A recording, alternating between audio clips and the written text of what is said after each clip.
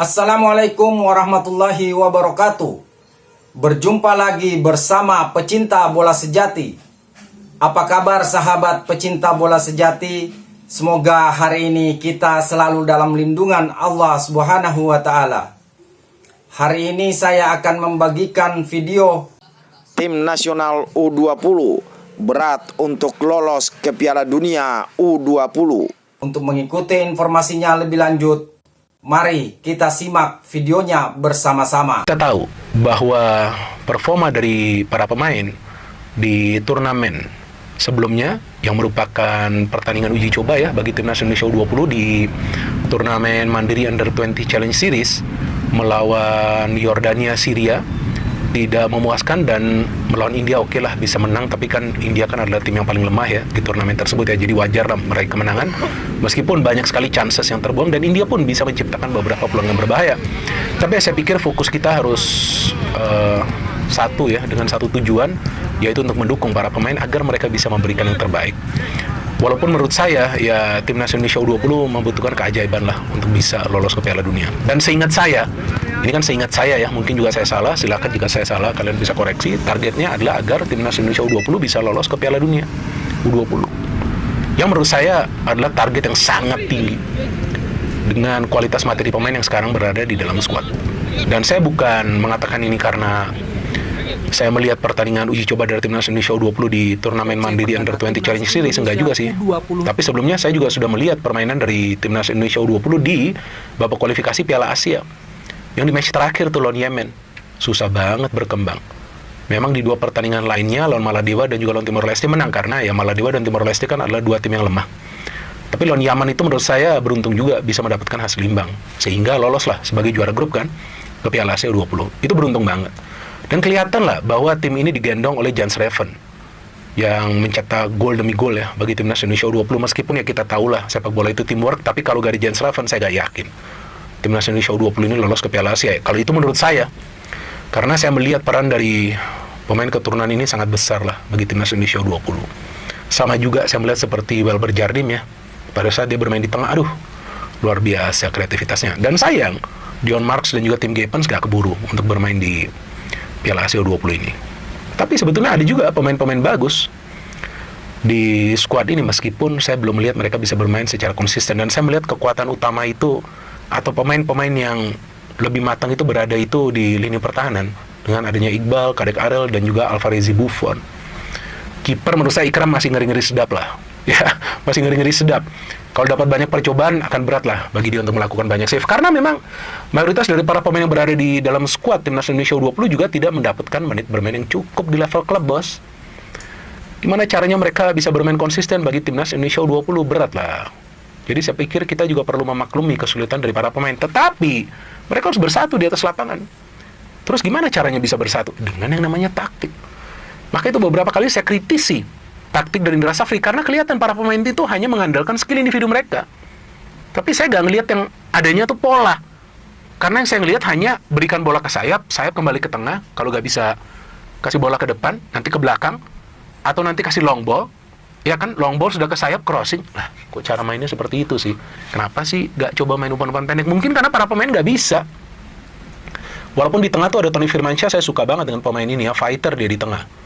Dan ada Doni Tri Pamungkas juga di sebelah kiri, ada Mufli juga yang menurut saya kemungkinan akan menjadi starter lah di pertandingan pertama ini.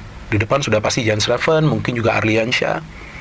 Kita tunggu nanti pilihannya, apakah Ragil juga akan dipasangkan dari awal. Tapi Ragil ini target man juga ya. Nah, nanti kita tunggu apakah Ragil dan Jan Schreven yang dimainkan dari awal dengan formasi 3-4-1-2 kan bisa juga. Di belakangnya tuh Arliansyah, tapi Arliansyah juga bermainnya di sayap. Arkan Kakak gak di bawah ya? Ya Arkan Kakak saya pikir gak memuaskan lah performanya ya. Tapi lawan pertama ini Iran, berat bos Iran. Iran ini kan adalah tim yang biasa perform juga di level U20, meskipun kita tahu di Piala Asia U20 sebelumnya mereka hanya lolos ke perempat final. Tapi ini adalah tim yang bagus. Pembinaan pemain usia muda mereka juga berjalan dengan sangat baik di negara mereka. Maka itu timnas senior mereka juga beberapa kali sudah lolos ke Piala Dunia. Ya kan, yang U20 juga kalau nggak salah terakhir itu lolos tahun 2017 ke Piala Dunia. Jadi Indonesia ini berada di grup yang maha berat. Dengan adanya Iran yang di edisi lalu, seperti yang tadi saya katakan, lolos ke perempat final. Ada Uzbekistan yang di edisi lalu menjadi juara, dan kebetulan juga di edisi lalu juga satu grup dengan Indonesia, dan satu-satunya pertandingan Indonesia kalah di Piala Asia U20 2023 itu lawan Uzbekistan. Kemudian bisa menang di pertandingan lawan Syria kalau nggak salah ya. Atau lawan Irak, kemudian ada imbang. 1 imbang kalau nggak salah lawan Syria, itu lupa saya. Nah, sekarang ini bagi Indra Safri nih. Dia juga perlu membuktikan dong bahwa dia bisa meracik taktik. Ada Yaman juga loh. Nah, sebenarnya Yaman nih ya adalah tim yang berpotensi lah untuk dikalahkan Indonesia. Tapi gak akan gampang juga. Pokoknya kalau taktiknya gak jalan, jangan harap lah bisa mencetak gol juga. Nggak akan bisa. Ini semua nih kalau udah di level Asia, yang bicara itu taktik. Dan nggak harus juga sih bermain menyerang. Karena kan ada kepentingan untuk mendapatkan poin di fase grup. Jadi kalau bagi saya teman-teman, jika para pemain ini bisa bersatu dengan rencana permainan, yang penting jangan banyak kesalahan. Banyak kesalahan ini kan biasa dilakukan dari mana? Dari lini pertahanan pada saat mau membagi bola. Nah, kalau dari lini pertahanan mau membagi bola saja sudah banyak kesalahan, gimana caranya bisa build up sebuah serangan yang terstruktur? Maka itu lebih banyak bola itu diberikan jauh. Tapi kan nggak efektif juga berikan long ball seperti itu. Cuman hanya Jens Reven yang posturnya tinggi besar kuat, yang bisa menang duel-duel di udara, tapi nanti ada nggak pemain lain yang akan bisa melakukan pergerakan cepat? Dan Jens Reven ini pemainnya mobile loh. Bisa bergerak dari sayap juga. Dia bukan saja bisa mencetak gol, tapi dia juga bisa menciptakan peluang. Maka itu dia adalah pemain yang paling berbahaya nih bagi tim lawan di Timnas Indonesia U20. Feeling saya dia akan dikawal ketat. Maka itu pemain-pemain lain juga harus support dia dengan pergerakan tanpa bola. Kalau enggak, susah Timnas Indonesia U20 bisa mencetak gol. Tapi saya masih menaruh harapan, karena namanya juga saya kan supporter dari Timnas. Saya masih menaruh harapan bahwa Timnas Indonesia U20 bisa membuat kejutan. Dan juga ya nanti bisa mendapatkan bantuan dari Dewi Fortuna ya, agar juga ada faktor luck. Kalau enggak, menurut saya kalau dari segi materi pemain, ya pemain-pemain muda kita ini kelihatan lah belum cukup baik ya secara teknis permainan ya.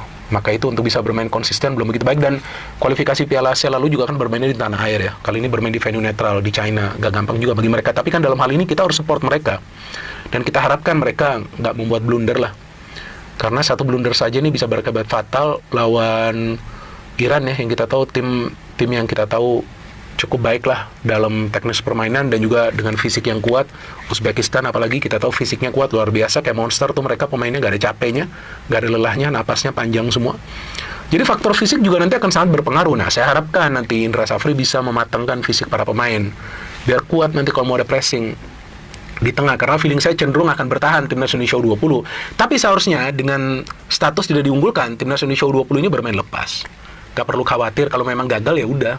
Ya, artinya memang sulit untuk bisa lolos ke Piala Dunia, tapi tentu bermain habis-habisan di atas lapangan. Dan saya pikir kita supporter pun akan bisa melihat perjuangan dari para pemain. Yang selalu saya katakan, mereka kalau perlu berkeringat darah di atas lapangan. Jadi dari segi perjuangan janganlah ragukan mereka, tapi harus juga bermain cerdas. Harus juga mengandalkan intelijensia. Kalau nggak mengandalkan visi, nggak mengandalkan kecerdasan, jangan harap bisa mendapatkan 1 poin pun di fase grup ini. Fase grup ini yang udah paling berat bagi mereka. Dan kalau bagi saya teman-teman, bisa lolos dari fase grup ini saja sudah merupakan sebuah keberhasilan bagi Timnas Indonesia U20. Walaupun kita tahu targetnya tinggi kan, adalah untuk minimal lolos ke semifinal dong, biar bisa lolos ke World Cup. Tapi kalau bisa lolos saja dari fase grup ini, sudah hebat. Jadi maka itu kita sebagai supporter perlu mendukung mereka. Tapi juga pada saat perlu kritik, kita perlu kritik juga. Nggak ada masalah, tapi kata-katanya yang sopan saja, jangan menghujat. Jangan juga membuli mereka, karena mereka ini masih pemain-pemain muda. Tapi saya pikir jangan lagi di ngomongin proses nih, karena mereka sudah bermain di Piala AFF U19 juara, main di kualifikasi Piala Asia, lolos ke Piala Asia, kemudian di sebelumnya juga main di turnamen uji coba, kan dapat mereka itu, prosesnya sudah di sana. Sekarang ini yang kita tunggu ini adalah progresnya. Dan saya harapkan Indra Safri bisa menyatukan para pemain, dan dia punya sumber daya pemain yang cukup banyak, yang bisa tentulah dia nanti manfaatkan dengan beberapa pertandingan di fase grup ini. Yang saya harapkan para pemain kita tidak gugup di pertandingan pertama ini, karena kalau mereka gugup, mereka akan cenderung membuat banyak kesalahan. Dan hal kedua yang perlu mereka waspadai adalah menjaga emosi. Tenang saja, tenang, jangan emosional. Jangan sampai nanti banyak mendapatkan kartu kuning sampai kartu merah kan. Dan juga harus bisa yang namanya mengontrol irama. Jadi kalau memang mau bermain defensif, kontrol dulu itu. Permainan di tengah harus bisa melakukan itu, memancing para pemain tim lawan keluar, kemudian quick counter, karena para pemain kita unggul dari segi kecepatan. Dan kita dukung terus tim nasional Indonesia di semua level, senior, U20, dan tentunya U17.